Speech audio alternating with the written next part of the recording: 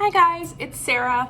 What I wanted to do today was kind of a quick rapid fire book club. So I've read a handful of books recently and over time that I've found really helpful in terms of thinking about parenthood, thinking about single parenthood, and then thinking about the more general idea of pregnancy and getting pregnant. So I wanted to go through a few. I have some of them in front of me and then some of them I'll insert pictures and I'll have links down below on how to buy them all. I will do my best to include links for independent bookstores so that you can support a local independent bookstore instead of a big conglomerate, but however you get the book is totally fine. So I wanted to talk about 6 books.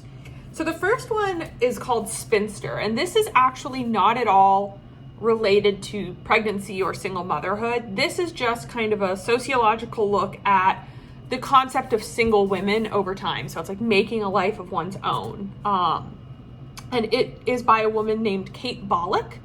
And it says on the back, an intimate and slyly erudite look at the pleasures and possibilities of remaining single.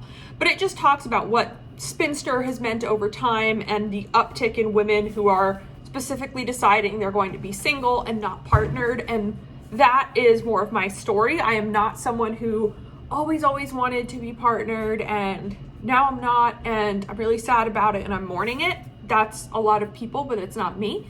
And so if you've thought about that, or even if you're just interested, Spinster by Kate Bollock, it's a great book. So that one's a little bit off topic, but there's a couple other fertility related books I'll talk about. So this one, I've actually had this forever. It's called Taking Charge of Your Fertility, and it's huge. I don't think I've read the whole thing. I've read like select chapters from it. But I got it not long after I was diagnosed with PCOS, and it has some great information on that. And I've been using it recently. There's a couple of chapters in here that are specifically focused on sort of the stage I'm at now. So there's rediscovering, can I get that in there? Rediscovering your cycle and your body, and then being proactive about your health. And those talk about things like your reproductive anatomy, signs of fertility or infertility, how to observe your chart and those signs. So this has been really helpful for me in planning how to track my cycles. I actually, as of right now, have gone off birth control, and once my period ends, my plan is to start tracking ovulation. So I've used this as a reference.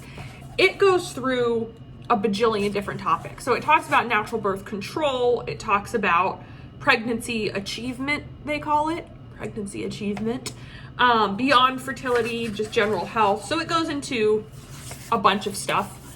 I think this is a great book for basically any woman to read. It's really interesting and has a lot of good information. So I would recommend this sucker, even if you only read sections of it, because it's basically a textbook. The other book that I'm going to put here is called It Starts with the Egg. I just started reading this, and I obviously can't speak to its success, but it talks a lot about natural health related things that you can do to better your fertility. I've seen a lot of women say that they were able to get pregnant through IVF, either after a long time trying or on the first time, by using some of the tips in this book, It Starts with an Egg, by Rebecca Fett. And so that has been good so far. Like I said, I'm not completely done with it yet, but I've really liked some of the information in there. So those are kind of fertility, pregnancy related. I also, as an aside, have just always been really interested in pregnancy and birth. And I have on this bookshelf behind me, I have a whole section that's like birth books. So I have all the good, like Ina May Gaskin and Dr. Sears, and that stuff. It's not necessarily specific to being single or inseminated in any way. They're just pregnancy and birth books. But that's something I find really interesting, which is why I've read some of these, even though they haven't been relevant yet. Now, probably the most directly relevant book I have here is a book called Knock Yourself Up by Louise Sloan. I, first of all, love the title. I think it's hilarious. This book is actually from early 2007, and it's a memoir. It's actually kind of a tell-all guide, like a girlfriend's guide. So she goes through the stages of becoming a single mother by choice and being one, and talks about some of the practicalities and decisions she has to make using her story and the story of like 50 other women who have done this. I really liked reading this.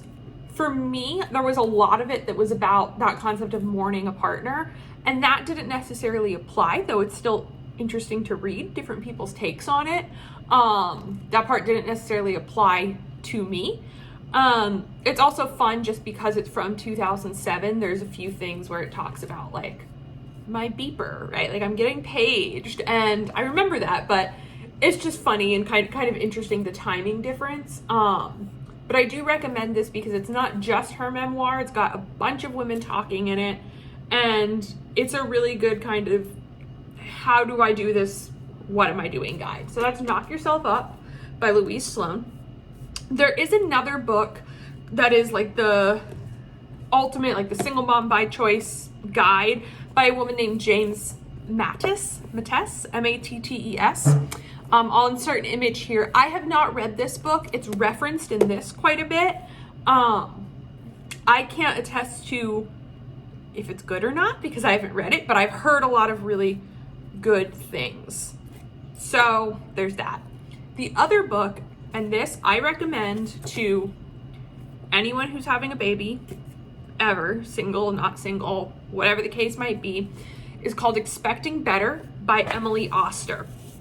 Emily is we're friends. Emily is an economist, an economy professor, I believe. And she got pregnant and people were telling her all these things like you can't eat this and you can't do that and the rules are this. And she would ask why, and nobody really knew. We just kind of know these rules.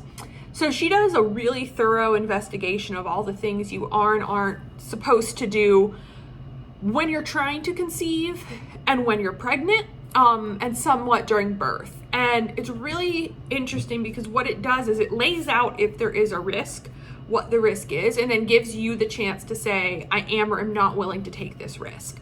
So there's a handful of things in that book that will say, do not smoke cigarettes, right? Smoking cigarettes during pregnancy is pretty categorically known to be a bad idea. But for most things, it says the litter box, right? People say you're not supposed to do the litter box. And I've been asked that by some family. Well, if you get pregnant and you live alone, what are you going to do about your cats? And if you read this and do further research on it, she gives sources and I've looked into it as well. It's not that dangerous. When you're pregnant, you're not more likely to get sick from doing the litter box. It's just that if you do, there's a bigger risk involved.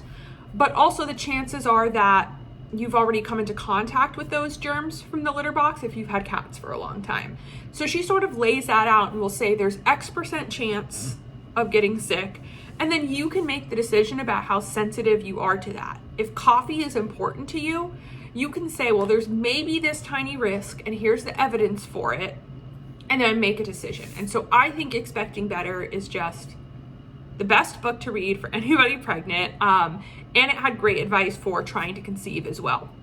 Emily Oster does also have a follow-up book called Crib Sheet that is more about parenting, and takes the same approach of just, here's what the evidence is, make a decision on it.